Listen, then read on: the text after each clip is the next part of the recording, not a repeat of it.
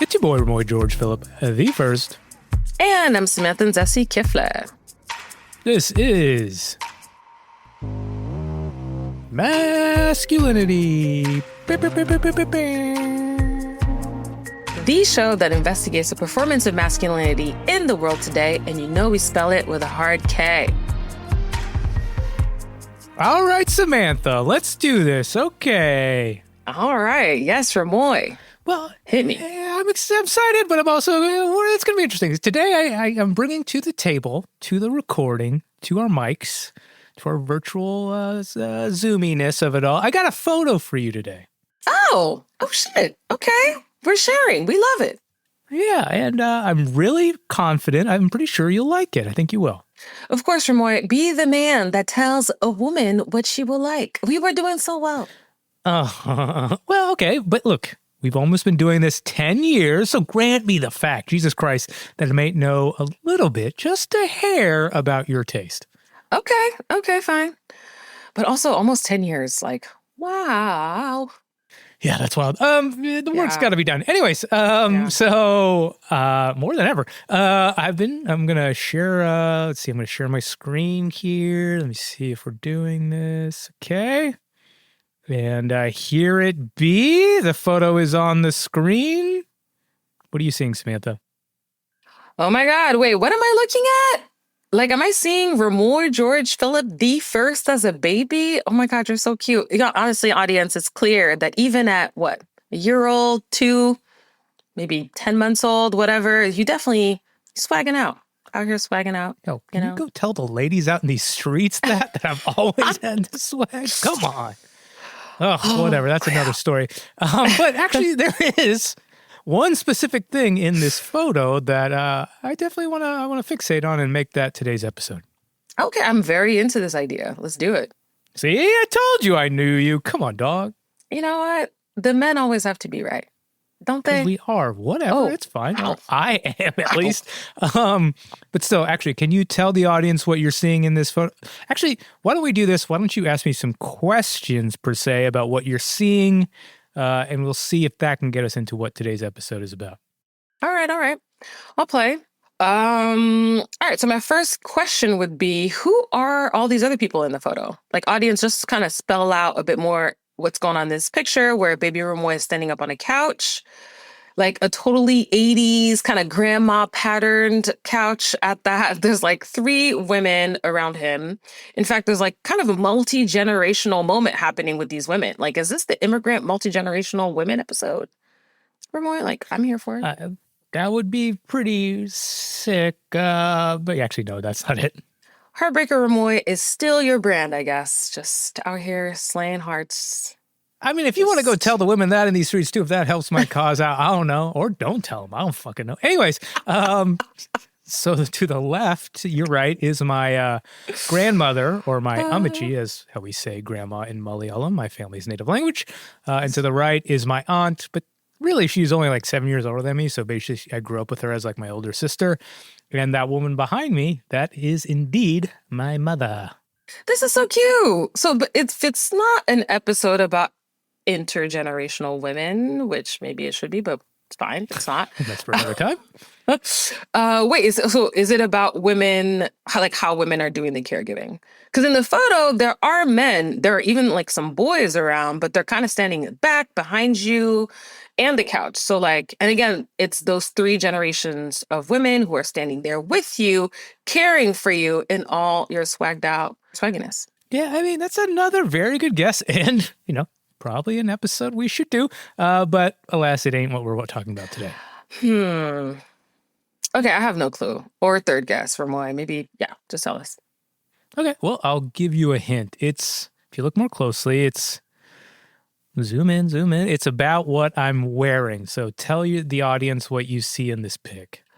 I mean, it looks like you're wearing some sort of overalls type jumper thing, like the kind of thing a lot of babies wore at that time. Samantha, it's, I'm wearing a fucking dress, man. No, you're not. That's not a dress. It's like, one of those That's not like a dress dress. It's a dress dress. No, it is a dress dress. I, the swaggiest baby boy Remoy, am wearing an effing dress. And honestly, for the longest time, anytime this photo came up or something came up, I'd yell at my mom and give my family a lot of shit about the fact that they dressed me in a dress. Okay, but like knowing you now and the journey we're on, I'm assuming that shit giving has subsided. Well, Hopefully. maybe, but actually only after I spoke with who I interviewed for today's episode. Oh my God, please tell me it's your mom. Please. Funnily enough, I did consider this, but no, it's not her. Well, my intuition tends to be on point. Well, Samantha's right sometimes. So the person in question, actually, when she was a wide-eyed kid in college, Jo Paoletti, had no real desire to study gender or sex, per se. In fact, she was more all about the clothes, the textiles, the costumes. That sounds like my kind of academic. Please, all the clothes. Right, yeah. Well, but then when she started to go further and further into her study, meaning going through archives of textiles and magazines and catalogs from around our great country of the US of A, digging for like unknown trends in textile history in America, she did come across one very peculiar discovery. Oh, stop with the heartbreaking teases, Remoy. Please just say it. We need to know. Well, let me let Professor Paoletti do that revealing. Ordinary people all over the country, even in rural areas, were buying baby dresses. Not one of them is labeled boy dress or girl dress. They're just baby dresses. Wait, that's it? You gotta give me more, Remoy. Like, I have so many questions. Well, let's just say I'll try to answer all of those, and along with so much more, right after this short break. Curious about next-gen men? We're a small part of a much larger movement to undefine masculinity for a brighter future. Our mission is clear: empower the next generation to use their curiosity, empathy, and courage to build a more equitable world. Join the Next Gen Men community as we learn and unlearn together. We're here to support boys and men to break free from limiting stereotypes. We're not just an organization, we're a catalyst for reimagining masculinity and fostering inclusivity. We're here to help open up possibilities for what men and boys can be. Explore the world of Next Gen Men at nextgenmen.ca and join the community to make a difference. Next Gen Men, shaping tomorrow's leaders one step at a time. Join us and help undefine masculinity and empower the next generation of men to lead with empathy and courage. Okay, so Remoy, baby dresses? That's literally today's episode is baby dresses? Yo, chill. Stop yucking the yum, bro. I swear it's going to be that and so much more. I swear. I mean, when I do think about it more, boys in dresses, there's something there that I could be game to explore. Convince me, though. All right. Well, but first, actually, like, we're at a certain age, you and me specifically, where a lot of people around us are having little gremlins, maybe, or aliens, or sometimes I call them baby cockroaches, no? Wow. I mean, others would call them cute baby angels, adorable munchkins. But yes, people around us are having... The wrong people. Wow. I mean, people are having kids. People having kids, 2, 3 kids. Yeah, cute baby angels. Not right. Okay. So these people are doing that thing in our lives. When you specifically, Samantha, go to the store to purchase, say, like gifts for these little aliens, what side of the store would you find the dresses? I mean, the girl side. Like, I don't love saying that now, but yeah, it's the girl side. But what if I told you that wasn't always the case? You mean? I mean, like how Professor Paoletti said earlier, dresses were the norm for all children. I mean, I could say I'm surprised with how things are separated by gender now, but also knowing a bit more gender and clothing history, as well as being able to tell where this is probably going. Yeah, can't really be that surprised. Wow, you think you get it now? You think you know me, Samantha? Get out of my freaking brain, bro. Okay. Okay, all right. But what if I told you that babies' clothing was more unisex all the way until the 1980s? At least via Professor Paoletti's perspective, and the fact that you've now seen me in that photo from the 80s, I'm in a frickin' dress. I mean, I guess I wouldn't have guessed it was such a recent thing to separate by gender. Maybe like in the early 1900s, but maybe not so much all the way into the later decades. Yeah, exactly. Okay, so, and what if I told you that this shift into the whole gendering of clothes didn't actually have to do with gender per se, but more with sex? Wait, what? Like, what do you mean? Yeah, I'm not talking like sex per se, but more as in sex as in the biological marker, male or female. Okay, you got to say more about that. Yeah, actually, and I think this is a great place to start. Okay, so let's put ourselves in the 1800s, Samantha. As a Black woman, I'm going to go ahead and say no, thank you. No thanks. Fair. No thanks. Okay, let's just gonna avoid that landmine. I mean, maybe step with caution, Remoy, because that's Yeah. Okay, but never mind. Nevertheless, we're in, the 1800s and you're a parent and you have a child. Actually, you wouldn't ever talk about your kid's gender. And I'll just let Professor Paoletti spell that out more clearly. We tend to try to separate sex and gender. If you talked about any of those things in, say, 1850, you would just say sex. To talk about sex was to talk about sexuality, what we call gender or sex role, and biological sex. That was all so tightly tied together, they just didn't separate them. You see, as the professor found out, this idea, and even the word gender, only became a distinction in more modern times. Back in the 19th century and even all the way to the mid-1900s, the public used the term sex to describe more or less what we call gender now. Okay, so the term gender did not at all exist then. Nope, it's actually a fascinating story of how that word became defined. Like good, fascinating, or... Well, let's just say complicated. Very, very complicated. I just kind of noting that for a future episode. We got to come back to that. Yeah, let's jot that down. Yeah. Okay, so follow up.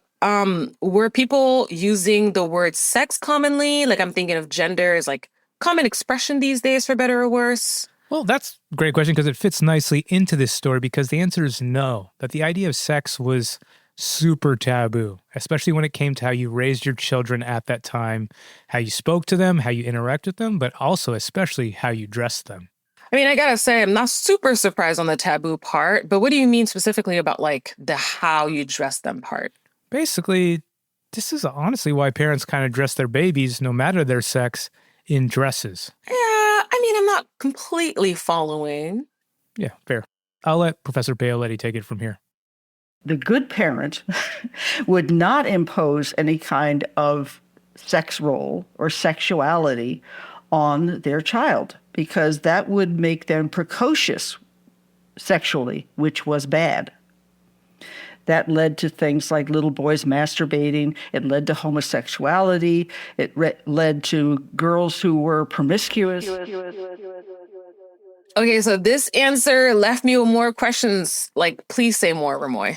Well, okay, basically, gender wasn't a thing yet, right? So there was only sex. Now, the public did know that once sexuality started forming, let's say in later years, what we call, adolescence, the whole hormones itch, that's when a young person's sexuality really kicks off. So before that time period, parents would do everything they could to not make sex, horniness, sexuality a thing for their kids. I mean, I think I follow, but I don't know. I still don't. No, okay, we're getting there, inch by inch. So basically, parents did everything in their power to not treat their children differently when it came to sex or what we call gender.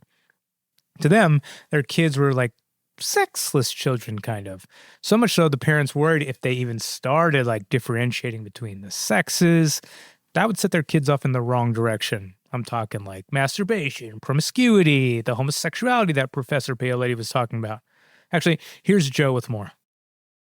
If you dress them differently, they'd start wondering what was the difference. And you'd have to explain the difference between boys and girls, and they didn't want to do that. I mean, they're protecting their kids from what they feel was knowing about these things too early. Oh, okay. I think I'm following. So this is why all the kids wore dresses, then you're saying, like one type of piece of clothing across all sexes that didn't, I don't know, let's say show any sexual difference or distinction and could potentially start them off early into exploring their sexuality. Nailing it. Yeah, you got this, Samantha, right? And Professor Paoletti would tell me that it wasn't just like clothing, like Parents would often bathe their children together, no matter the sexes, and there would be little to no distinguishing between the sexes throughout kind of everyday life. They just made a world where kids were kids, devoid of any differentiating about sex or, I guess, gender, yeah? Wow. I mean, I guess I don't really know how to feel about that. Like, there is something kind of refreshing about that in a way. Yeah, I was kind of thinking the same thing, and I hear you on that. Yeah, because I could see wanting to kind of allow your kids that kind of space for like complete childlike innocence. So I get it. Totally, yeah. But, you also, like in present, you'd also want to give them that freedom to identify and work through and learn who they are, like when it comes to what we now call gender expression. Yeah, and it's so interesting to try and hold those two different approaches in a way, right? Because wait, we keep saying dresses. Like, what does that actually mean? Like, what do these dresses look like? And also, why dresses specifically? Oh, I'm so very glad you asked, Samantha. Here's Jo describing this more in detail. It's a whole lot easier to change a diaper on a baby wearing a dress. The dresses also are pretty easy to alter. Shorten and lengthen the hem could be worn by multiple kids with a very, very easy readjustment. Some of them have hems that would get turned up and up and up because once the baby started walking, then, of course, you want the dress shorter so they're not tripping. But they do it in a way that it can be let down for the next baby. Oh, okay. Well, that all makes sense. Like we're saying dress, but it's basically like one straight blousey sheet type thing that just goes over your child. And a lot of the decisions about the whys and hows were strictly for utility and longevity. Like that was it. Exactly. Pretty utilitarian. Yeah, okay. Okay, but so then how do we get to the different colors situation? Like, were things gendered or I guess separated by sex like we do now with like pink and blue?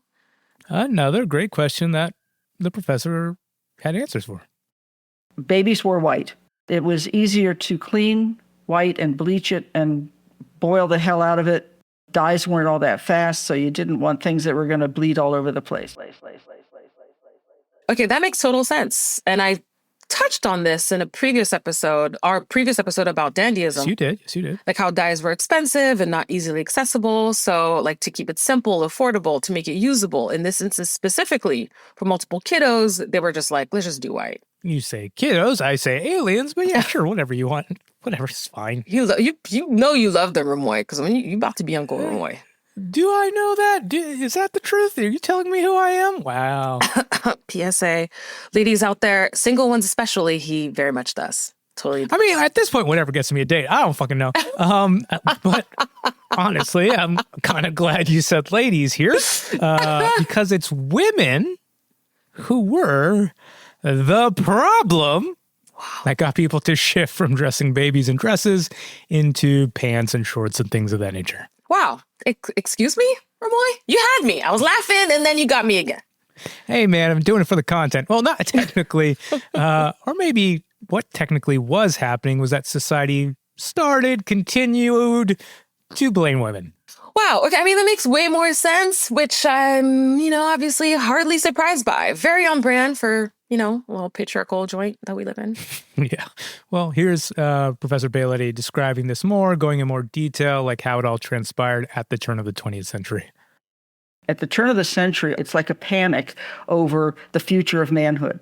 You have like tomorrow's woman, strong, independent women, and all these men who are still stuck in the 19th century, not exercising enough, not being outdoors enough, becoming sexually deviant for whatever reasons, because their mothers were strong and their fathers were weak. There was all this stuff about what caused homosexuality. So all of a sudden the advice switches from just let them develop because sex is innate. And the place to start is with these little boys and differentiate them from girls, let them know what the difference is, put them in Boy Scouts, make sure they're in sports, because we have to have the boys catch up with the women. Wait, what? I mean, I guess society is forever worried about the future of manhood, and somehow we're still here worrying about it. Like maybe you have some context that will help me soothe the anger currently rising within me at the moment, right now. I don't know if the context will make you happier or sadder or more pissed off, but whatever, I'll try my best. What Jo was trying to say is that she's not saying like that strong women led to homosexuality or anything like that. She's saying is there's like this interesting like cultural shift happening. Like more and more men were less involved with the children's lives, right? So like families were shifting from farm, like agrarian lives, and moving into like cities for work opportunities. Dads specifically, they were going into the factory or office for work. This is way before like traditional work hours. They were like working all damn day.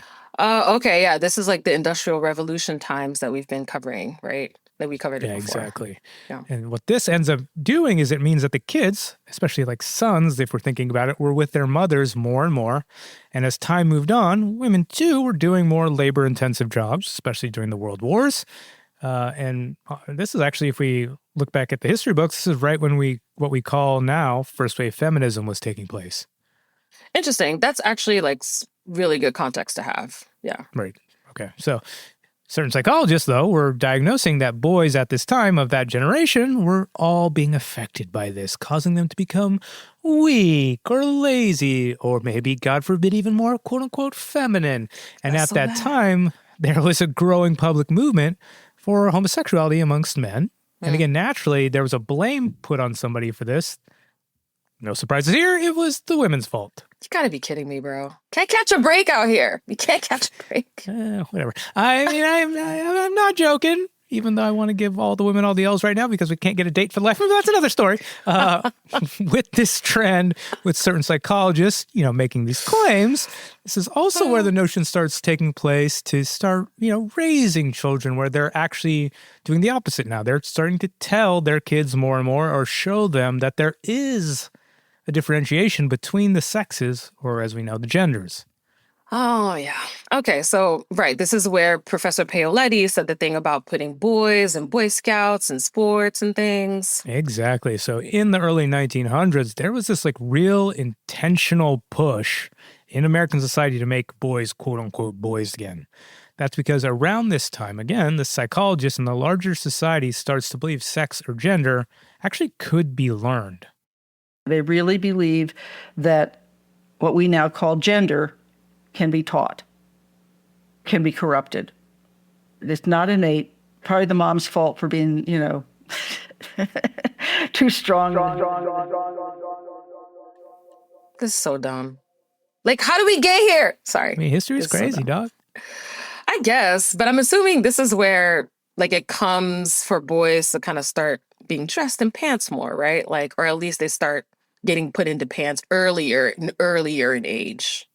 Exactly. So young boys were put into shorts and pants earlier and earlier to make that distinction between the sexes clear, in the hopes that that would kind of stop this sort of feminization of boys. Wow. I'll never look at pants the same. Right? But to be clear, there was one specific type of boy that this was all being diagnosed or, prescribed for. I don't want to guess wrong here, but I'm definitely not following the caginess, Remoy. I mean, once you hear it, you'll get it. I will. You'll see. There's also a streak of white supremacy in this as well. They're not recruiting non-white boys into Boy Scouts or Little League to help them become the master race. We're focusing on little white boys, especially little white middle class and upper middle class boys. Oh, surprise. Of course, this boils down to what? White supremacy. It's always patriarchy and white supremacy. Always. They're literally, they're like so entwined in our history and our present. It's almost impossible not to see and know that at this point. Yeah, you're not wrong, unfortunately. But let's not fixate there, because there actually is another thing, an actually hilarious, amazing, maybe somewhat ridiculous and absurd reason that somewhat actually slows down this whole pant progression for boys. What? Like, what could that possibly be? Well, I want to say it's about sex again, but this time it's about sex. Oh, or God. At least, kinda. Oh, no. Yeah, you may blush a little bit. I don't want to blush. Well, let's just let Joe take it from here. The advice about masturbation was so crazy because, of course, it was blamed for just about everything. There's some American Psychological Association meeting where they were arguing a nightgown versus pajamas. No, don't let them wear a nightgown after a certain age. Put them in pajamas because, okay? Or nightgown is better because pants because they fit around the leg, which promotes masturbation. All right. So a bit blush-worthy, maybe blushing slightly, but yeah, you're right. This is still amazing. So there was this conversation happening about how to stop boys from masturbating, which exactly, and there's so much effort being made to control "quote unquote" sexual perversion, and clothing, specifically, would pants or dresses encourage or discourage the wanking? That's wild because good luck there. Yeah. Well, at least history, it doesn't have to be all negative. It can give us the lulls too, Yeah, I like that. Wanks and the lulls. Oh my God. Wanks and lulls. You heard it here first. Okay. I'm masculinity, hard K. I don't know. Hey. Oh boy. Yeah. Well, actually, what about colors here, right? Did they actually, is this where they used color to differentiate kids along sex and gender? Well, actually, I think what Professor Paoletti says here, it may surprise you. You keep finding pink on boys after the war. The Disney version of Peter Pan, the littlest boy is wearing pink pajamas. Spring suits were usually pastel, little short pantsuits, and very popular in the South. I was still finding those in pink in the 1970s. It isn't until the 1980s that you get the pinkification begins, that then intensifies with the Disney princesses and pink toolboxes for women and everything else. Ooh, love this term, pinkification. What does it mean, though? Yeah, meaning going from a ubiquitous color, meaning pink, no matter the sex or gender, to being a color literally strictly only for girls. Okay, fascinating. Now I know the 80s are always kind of the turning point in these stories. It's usually whack-ass Reagan and bad politics. Always. But isn't it? So, but in this case, though, I can't really see that being Reagan or the 80s. Can I? Is it? I don't know if it's Reagan per se, but there's a cultural shift that does happen, maybe a very expected one, that plays a huge role. But there's also a key player coming from a huge shift in, let's say, modern medicine. Okay, I'm intrigued. Tell me more, Professor. In a consumer society, prenatal testing reveals the gender of the child or the supposed biological sex. And once people know that, they can buy the right stuff. So people are making huge consumption decisions based on this information.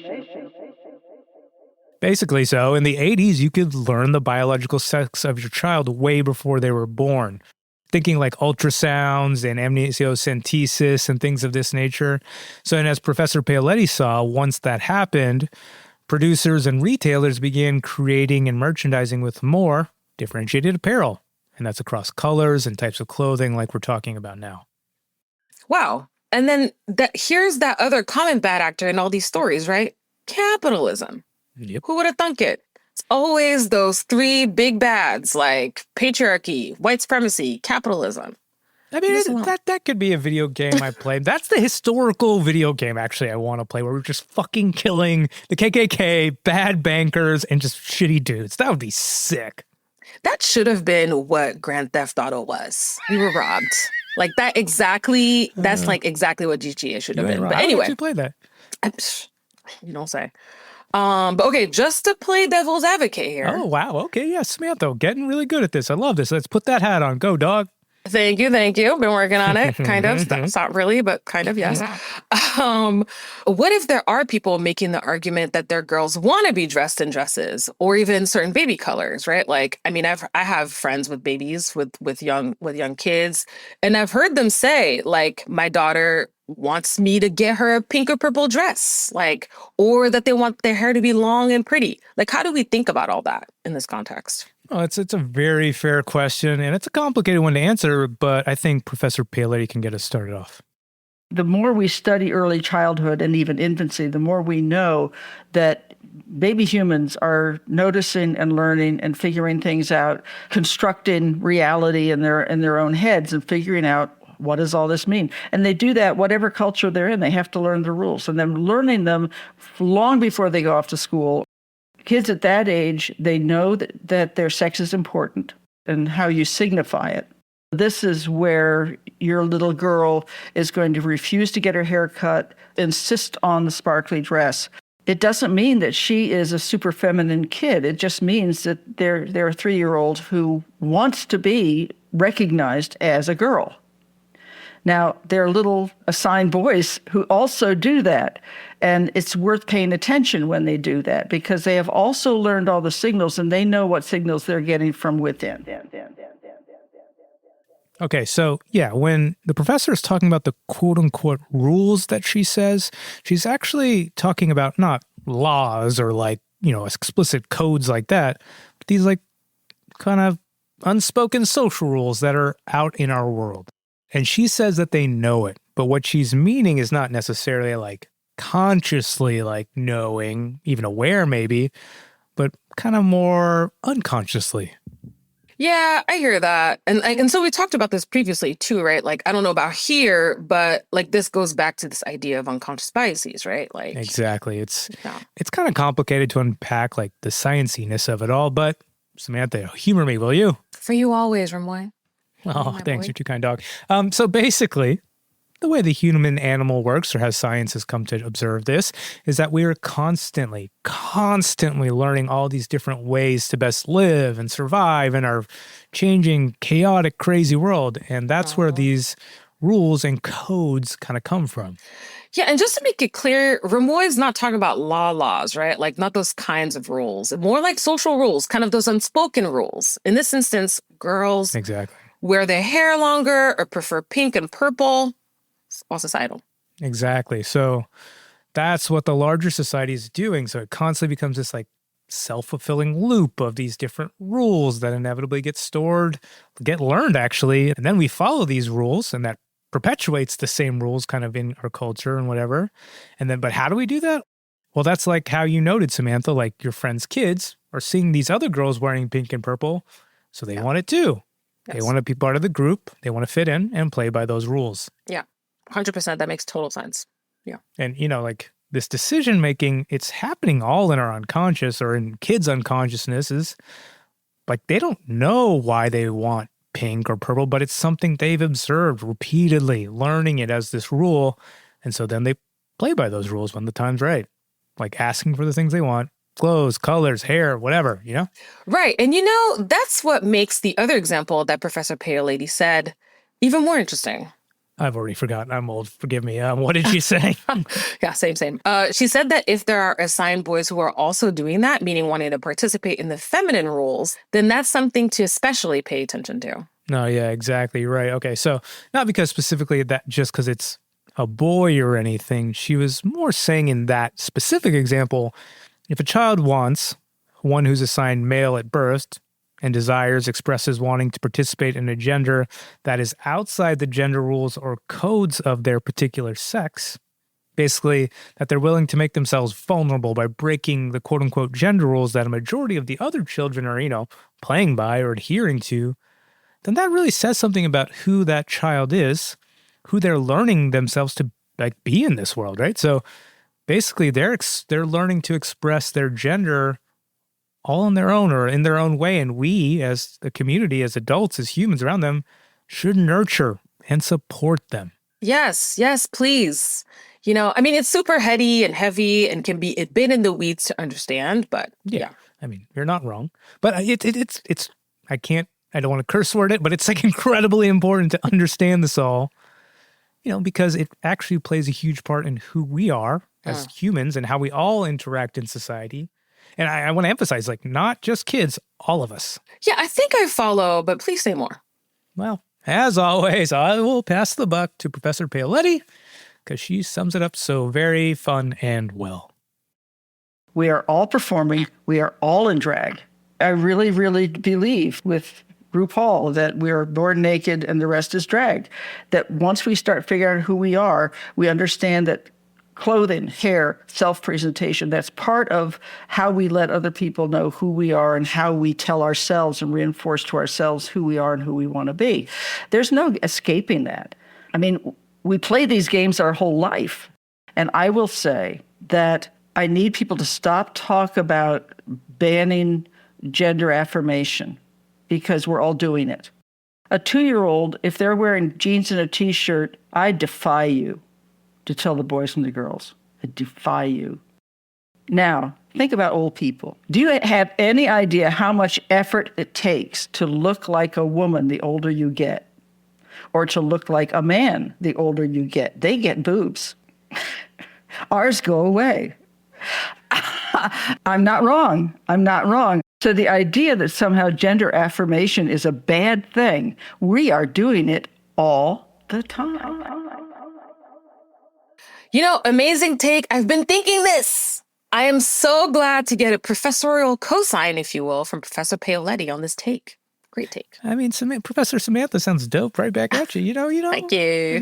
Me and Joe, we had a damn good time. We were cracking jokes the whole time. Yeah, I can tell. Like the vibes were real, especially in this last bit.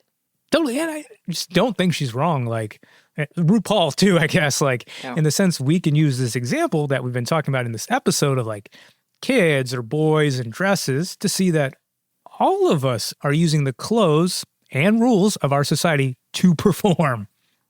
And like for dudes especially, like it's up to us to see that and make choices. Are we going to play by the rules of our society? Especially like those broken patriarchal rules that end up hurting others and also ourselves?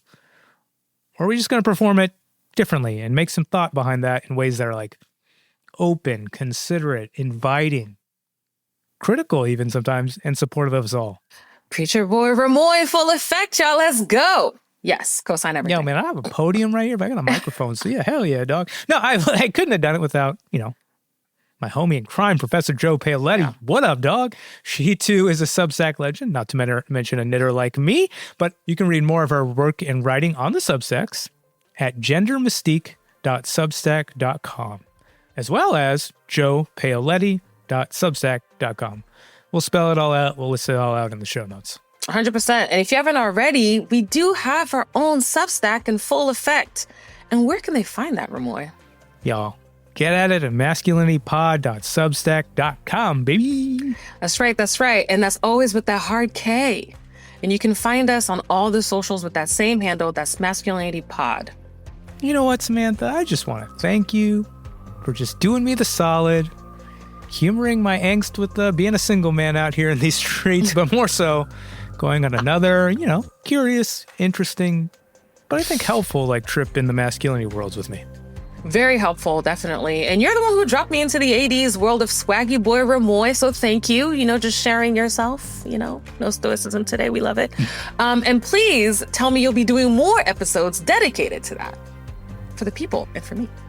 Well, until then, it's your boy Remoy George Phillip, the first. And I'm Samantha Zessie Kifler. Thank you so much for listening. Peace. Ciao. That was awesome.